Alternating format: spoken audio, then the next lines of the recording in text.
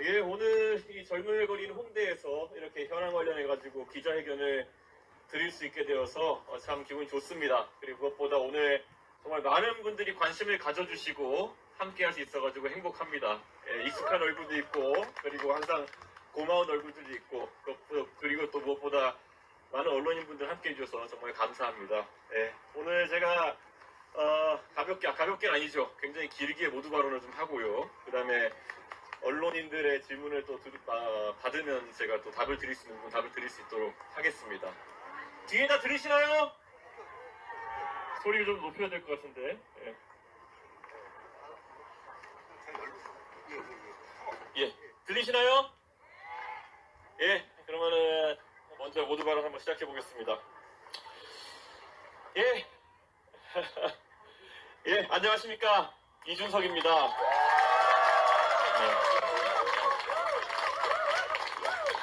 예, 항상 가장 어목한 시기에 해빙이라고 하는 것은 금지된 무언가를 소리 높여서 외치는 것으로부터 시작됩니다. 우리가 일제강점기에 독립을 위한 첫 번째 외침은 1919년 3월 1일에 울려 퍼졌던 대한독립 만세였습니다. 그 뒤로도 27년간 선열들의 피땀 어린 노력으로 독립을 쟁취했습니다. 그런데 그때 19년 3월 1일에 누군가가 가장 첫머리에서 그 말을 밖으로 외치는 것은 엄청난 큰 용기를 필요로 하는 것이었을 겁니다. 김인현 독립선언서에 이름을 올렸던 33명은 그 뒤로 정말 어렵고 힘든 삶을 살았습니다. 그들은 한 분 한 분 사회 지도층이었지만 자손들에게는 많은 것을 물려주지 못하고 다만 대한민국의 역사 속에서 명예로운 이름을 남겼을 뿐입니다. 오늘 저 이준석은 각오하고 크게 한번 외치려고 합니다. 세대교체, 이제는 우리! 이렇게 외치고 있습니다.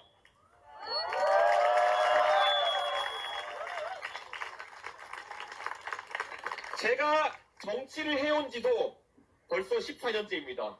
그동안 정치의 희로애락을 온몸으로 느꼈고, 그리고 기라성 같은 인물들의 흥당성쇠의 과정을 지켜보면서 많은 것을 느꼈습니다. 그 과정에서 제가 일관되게 지켜온 원칙이 있습니다. 바로 세상의 거친 파도에 풍화되어서 숨치되지 않겠다는 그런 각오였습니다. 권력과 타협하고 편리한 길을 선택하는 것은 정말 쉬운 일입니다. 하지만 저는 육신이 고달플지언정 국민과 함께하는 올바른 정치를 위해서 끝까지 소신을 지키는 길을 선택해 왔습니다. 윤석열 대통령에 대해서 최근에 여러 가지 증언이 쏟아져 나오고 있습니다. 저는 이미 3년 전부터 윤석열 대통령이 가진 위험성과 한계성에 대해서 꾸준히 지적해 왔습니다. 물론 그 과정 속에서 저는 고난을 겪었고 저에게 새겨진 정치적 생채기가 쉽게 지워지지는 않습니다. 하지만 저는 절대 후회하지 않습니다. 그 당시로 다시 돌아간다 하더라도 어떤 선택을 할 것이냐 누가 묻는다면 저는 단호하게 같은 선택을 할 것이라고 말씀드릴 수 있습니다.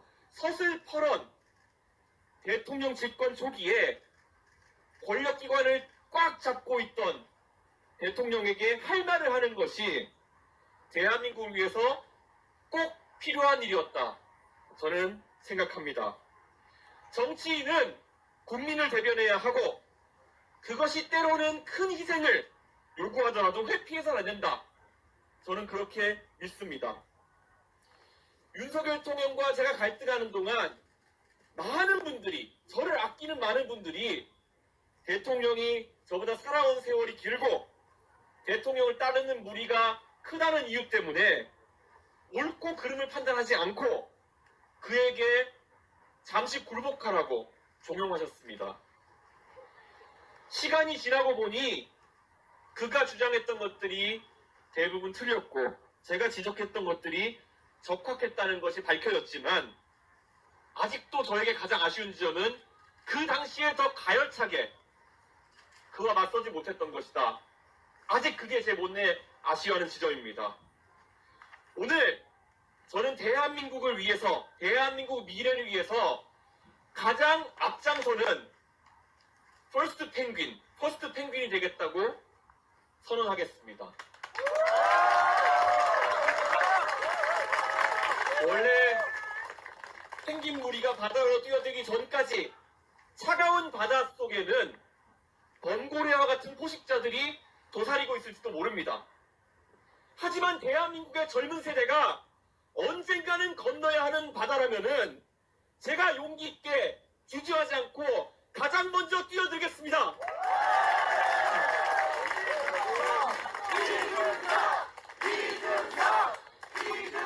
지금 대한민국은 거대한 변화의 기로에 서 있습니다. 그 변화가 올바른 방향으로 일어나야 된다고 저는 생각합니다. 대한민국은 최근 지성과 반지성의 대립구도로 접어들고 있습니다. 우선 우리는 대한민국의 반지성과 전면전을 벌여야 합니다. 제가 연휴 기간 동안 페이스북을 둘러보았습니다. 하버드 대학교 시절 동문 수학하던 제 친구들이 세계로 흩어져서 각자의 위치에서 AI 기술 발전에 대해서 깊이 있는 토론을 펼치고 자기 의견을 주장하는 것을 볼 수 있었습니다. 그들은 AI가 어떻게 인간의 역할을 대체해갈지, 그 변화에 어떻게 적응할지, 어떻게 이 과정 속에서 새로운 비즈니스를 만들어낼지, 어떻게 사람이 AI 시대에도 끝까지 사람으로서의 경쟁력을 유지할 수 있는지에 대한 고민을 나누고 있었습니다. 하지만 조금만 시야를 돌려서 그러다 한국에 있는 사람들은 어떤 고민을 하고 어떤 게시글을 페이스북에 소비하는가를 봤는데 참 안타까웠습니다.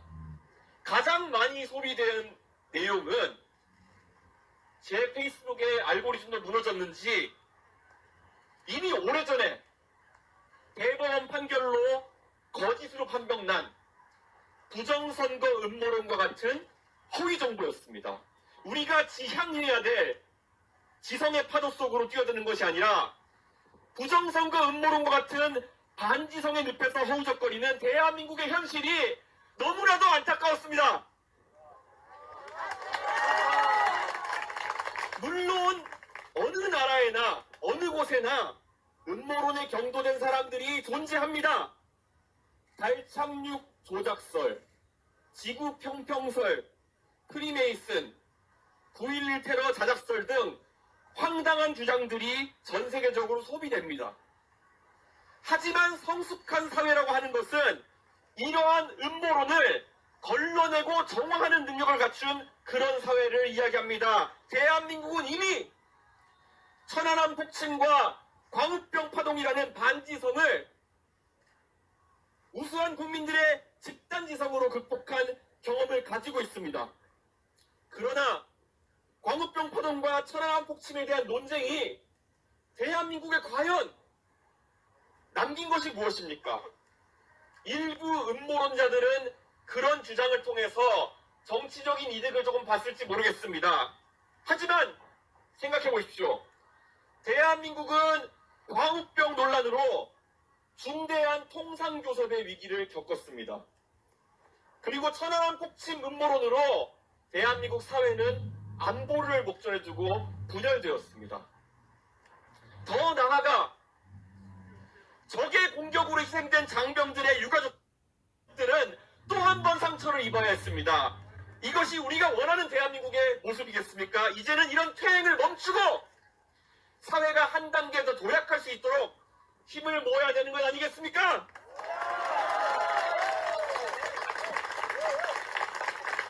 생산적이고 다룰 가치가 있는 내용들이 논쟁의 장으로 나와야 합니다. 예전에 있었던 논쟁, 과연 보편적 복지가 옳냐, 맞춤형 복지가 옳냐 하는 논쟁은 매우 치열했지만은 그 자체로서 가치가 있는 논쟁이었습니다. 우리 대한민국 사람들의 삶을 결정하는 주제였기 때문입니다. 그리고 이 논쟁은 아직까지도 현재 진행형입니다. 국민 여러분, 우리는 지금 거대한 도전에 직면해 있습니다. 경제적, 외교적, 정치적 위기 속에서 대한민국이 어디로 가야 될지 정말 혼란스러운 상황입니다. 심지어 중국의 전기차가 소매시장에 진입하기 위해 가지고 대한민국의 렌터카 회사들을 인수하는 상황에까지 이른 상황입니다. 이것은 단순한 시장 경쟁이 아닙니다. 대한민국의 산업 경쟁력을 놓고 전면적으로 우리가 짚어보는 국가적 대응이 필요한 그런 상황입니다.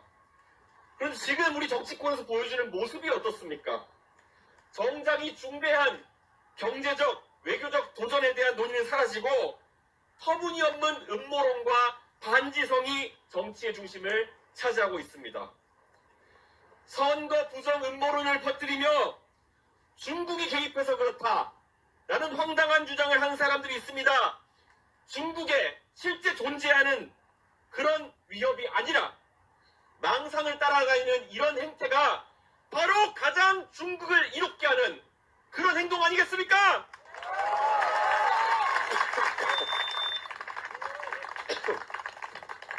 저는 오늘 대한민국 정치가 더 이상 기존의 보수대 진보라는 낡은 틀에서 해석될 수 없다고 선언합니다.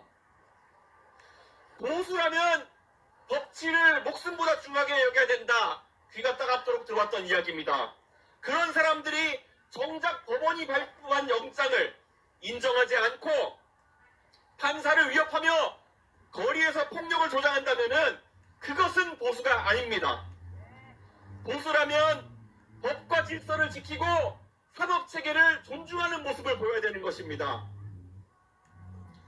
그런데 지금 법치의 가치를 내세우던 이들은 법을 파괴하는 길에 앞장서고 있습니다. 정말 부끄러운 행동입니다. 한편 대통령의 반헌법적이고 불법적인 개헌 때문에 대통령을 파면해야 된다고 주장하면서도 자신들의 우두머리를 보호하기 위해서 재판을 지연시키고 헌법 제84조 대통령의 불소추 특권을 악용해서 형사적 책임을 회피하려고 하는 집단도 있습니다. 헌법상의 특권을 이용해서 범죄의 처벌을 피하려는 행동이야말로 반헌법적인 행동 아니겠습니까? 이처럼 보수도 진보도 본래의 가치를 잃어버린 그런 상황 속에서 자기 모습에 빠진 현실을 우리는 목도하고 있습니다. 이제는 이런 낡은 정치 시대를 끝내야 한다. 저는 그렇게 생각합니다. 대한민국의 위기는 단순히 경제적 위기가 아닙니다. 정치가 과거의 사건들에 매몰되어서 앞으로 나가지 못하는 것, 미래를 이야기하지 못하는 것이 바로 대한민국의 위기입니다. 멀게는 노무현 대통령을 둘러싼 정치적 공방에서부터 가깝게는 조국 전 장관 수사, 이명박 박근혜 두 대통령에 대한 수사까지 왜 이런 주제가 대한민국 정치를 뒤덮어야 하는 겁니까? 수사나 재판은 수사기관과 법정에서 조용하고 냉정하게 진행되어야 됩니다. 그러나 한국 정치에서는 국회와 거리에서 정치력 도구로 남용되고 있습니다. 불법 계엄이 나라를 뒤흔든 상황 속에서 여당과 제1야당 모두 과거에만 집착하며 덩어리를 키우고 있습니다.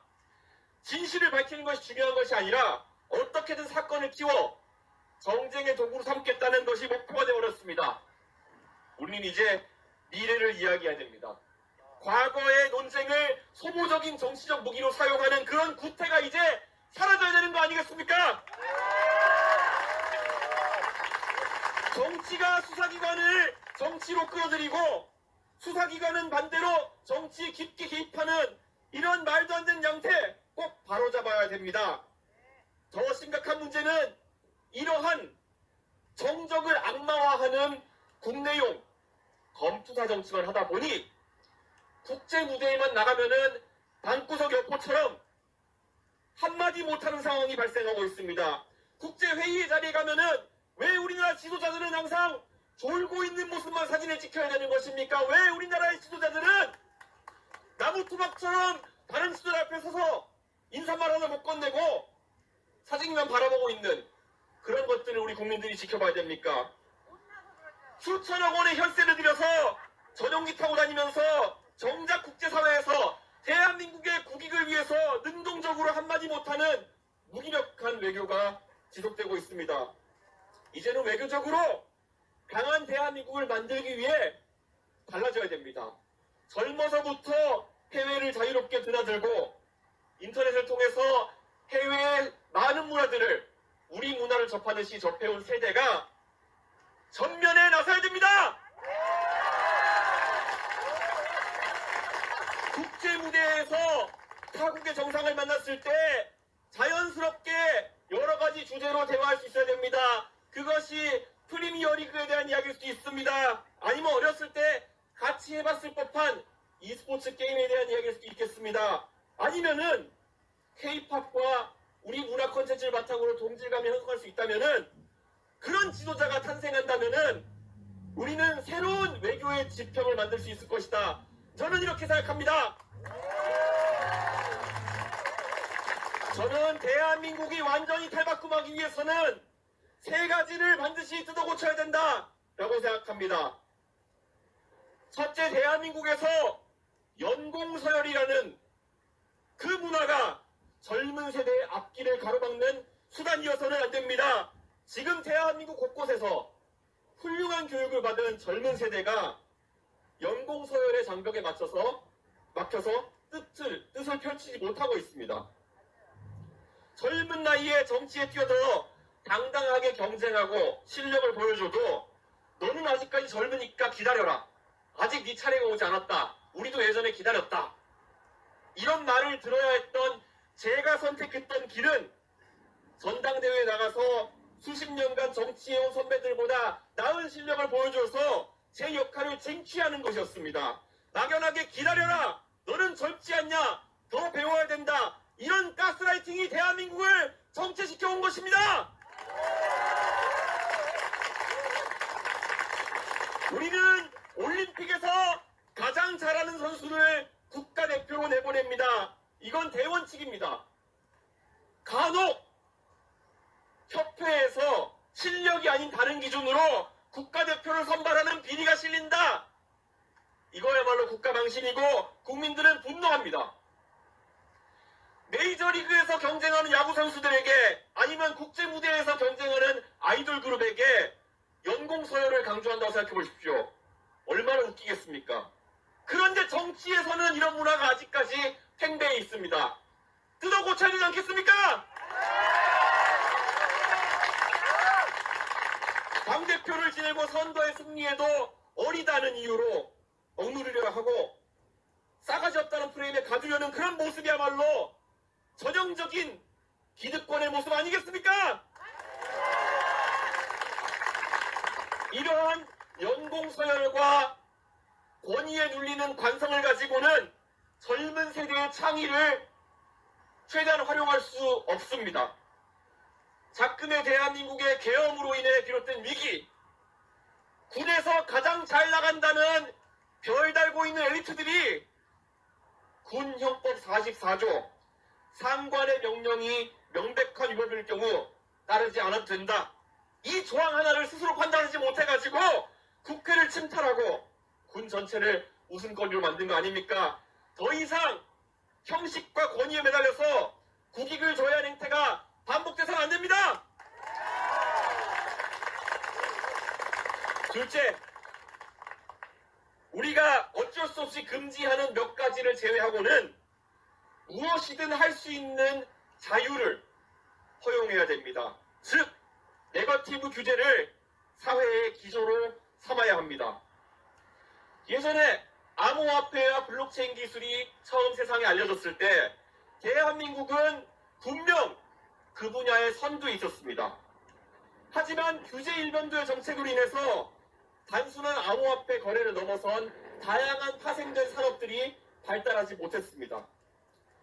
미국은 지금 트럼프 정부가 들어서면서 암호화폐를 통해서 세상의 질서를 바꾸려고 하고 있는데 대한민국에선 법인 명의의 계좌를 만드는 것조차 해결하지 못해서 새로운 산업을 발달시키지 못하고 있습니다. 우리는 더 이상 글로벌 경쟁에서 뒤처질 수 없습니다. 산업과 기술이 빠르게 변하는 시대에 법과 제도가 그 속도를 따라가지 못한다면 대한민국의 미래를 담보할 수 없습니다. 정부가 산업을 규제하는 것이 아니라 지원하고 촉진하는 역할을 하는 것이 중요합니다. 그러기 위해서는 과감하게 규제를 풀어버리는 자유를 보장해야 됩니다. 셋째, 교육에 대한 대대적인 투자를 통해서 사람이 가진 꿈의 길이라는 것이 부모의 재산이나 가정 환경에 따라 제약받는 것이 아닌 그런 공정한 세상을 만들어야 합니다. 사람의 가치를 높이는 교육에 올인해야 됩니다. 대한민국은 더 이상 출발선이 불공평한 사회가 돼서는 안 됩니다.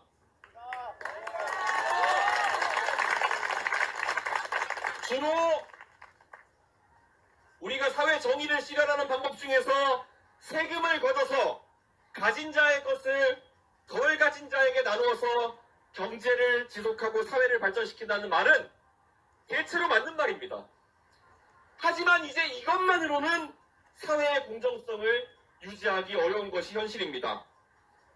이재명 대표가 자기 돈도 아닌 것을 국민들에게 25만 원씩 나눠준다고 했는데 과거만큼 거기에 대한 반응이 뜨겁지 않은 것은 그 일시적인 행복이 지속 가능한 행복이 아니라는 것을 국민들이 너무 잘 알기 때문 아니겠습니까?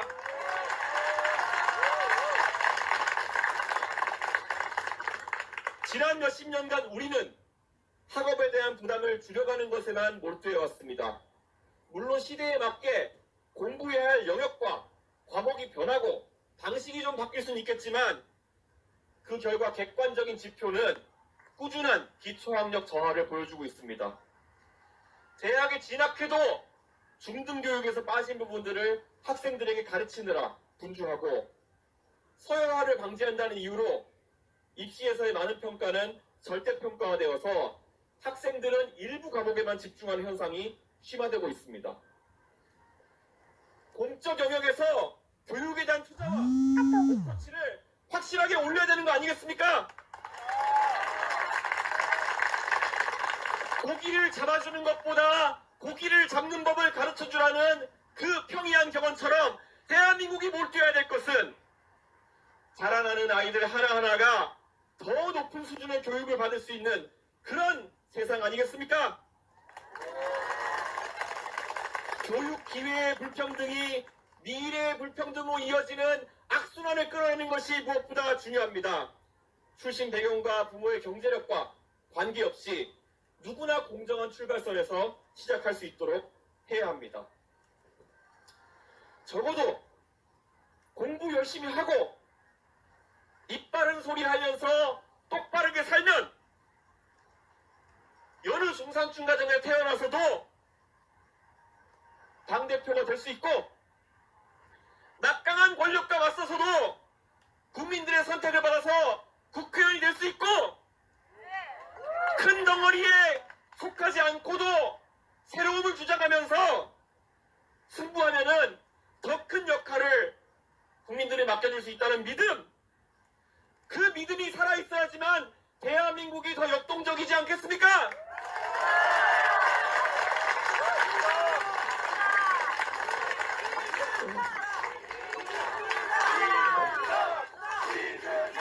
대한민국의 곳곳에서 공부하는 어린 학생들에게 우격다짐으로 방탄하면서 조금만 버텨야지 하면 정치하는 모습이 대한민국의 미래상이라고 말할 수는 없을 겁니다.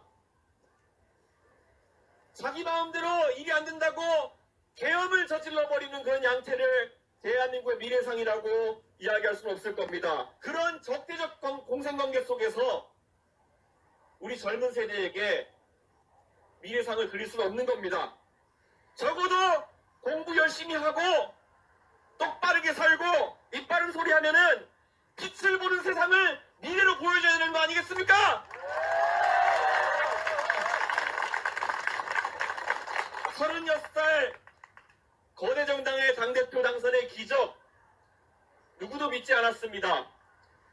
그리고 누구도 이기지 못할 것이라던 동탄의 기적 위에 우리가 쌓고 싶은 다음 기적은 바로 세대교체의 기적입니다.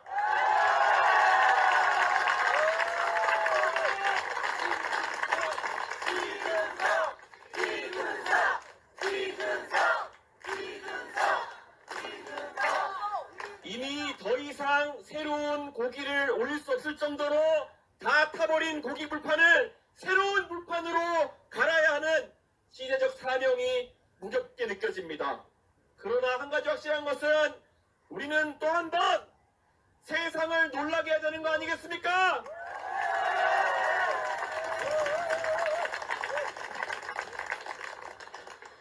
존 F 케네디는 43살에 미국의 지도자가 되어서 사람을 달에 보냈습니다. 마찬가지로 43살의 토니 블레어는 영국의 수상이 되어 제3의 길을 제시했습니다. 46살의 빌 클린턴은 걸프 전쟁을 승리로 이끈 현직 부시 대통령을 꺾고 IT를 중심으로 미국의 중흥기를 이끌었습니다. 46살의 버락 오바마는 흑인 최초로 미국의 대통령이 되었습니다. 변화는 과감한 세대교체와 함께 일어나는 겁니다. 이들을 부러워할 것이 아니라 대한민국도 과감하게 세대의 전환과 구도 전환을 해야 됩니다. 저들이 한 것을 우리가 못한 이유가 뭡니까?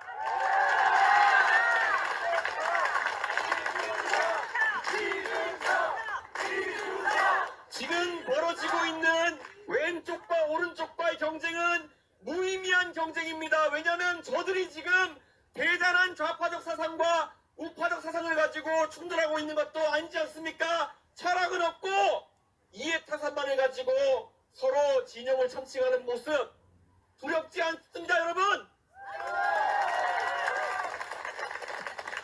진보 세력은 한미일 협력을 비판해오다가 갑자기 예상되는 조기 대선을 앞두고 오락가락하는 모습에서 외교의 가장 큰 가치인 신뢰와 예측 가능성을 모두 상실했습니다.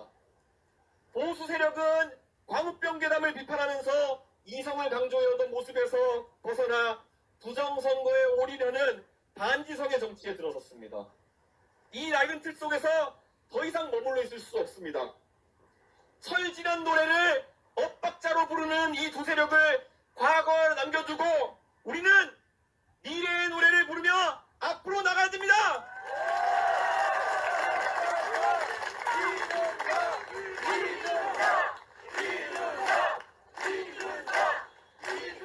오늘 저는 이 자리에서 단호하게 이야기합니다. 대한민국의 평균 연령은 1981년생입니다. 선진국에서 태어나서 자란 우리 세대가 이제 대한민국을 선진국에 걸맞게 한 단계 더 업그레이드 합시다. 그것은 정치를 바꾸는 것에서 시작합니다. 극단적 세력 간의 대립은 이 체제가 한계에 다다르고 있다는 것을 의미합니다. 2025년 대한민국의 한 정치 체계의 종말을 확인하는 것을 넘어 새로운 불판을 까는 한 해가 되기를 기원합니다. 정치인이라는 방탄과 부정선거와 사법불복을 노래하는 정치질과 결별하고 미래를 설계하고 국민의 삶을 노래하는 그런 정치를 선보이겠습니다.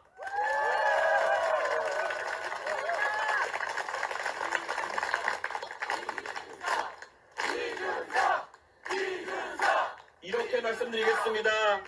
이제 우리는 좌도 아니고 우도 아니고 앞으로 갑시다. 그리고 우리 모두 함께 갑시다. 어차피 가야 할 길이라면은 다른 나라보다 더 빠르게 그리고 단호하게 갑시다. 감사합니다.